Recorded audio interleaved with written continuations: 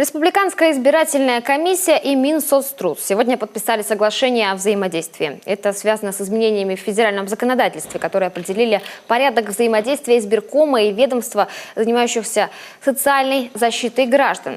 Напомним, весной следующего года жителей страны ждут президентские выборы. Сегодняшний договор позволит реализовать свое избирательное право и тем, кто имеет ограничения по здоровью, и тем, кто, например, проживает не по месту прописки, а из-за потребности в уходе переехал к родственникам.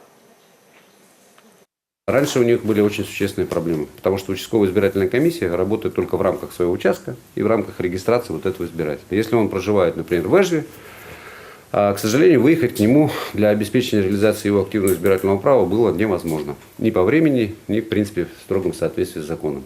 Теперь этот гражданин может заблаговременно подать заявление о включении в список избирателей по месту нахождения. Это вот тоже очень существенное направление, которое мы сейчас будем отрабатывать.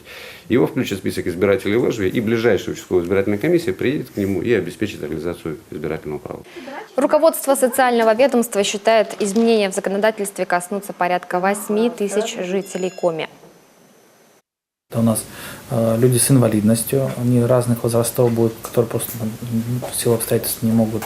Это очень часто престарелые и ослабленные больные. То есть у нас есть социальное обслуживание как срочное, то есть на какой-то срок, если человек, к примеру, заболел или, значит, не оказывается ему уход и помощь, так как постоянное социальное обслуживание. Да?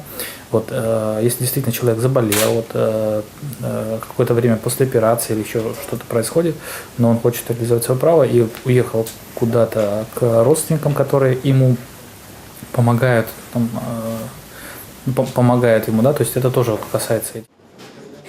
В избиркоме уверены, этот шаг вперед поможет гражданам с особыми потребностями здоровья реализовать свое избирательное право.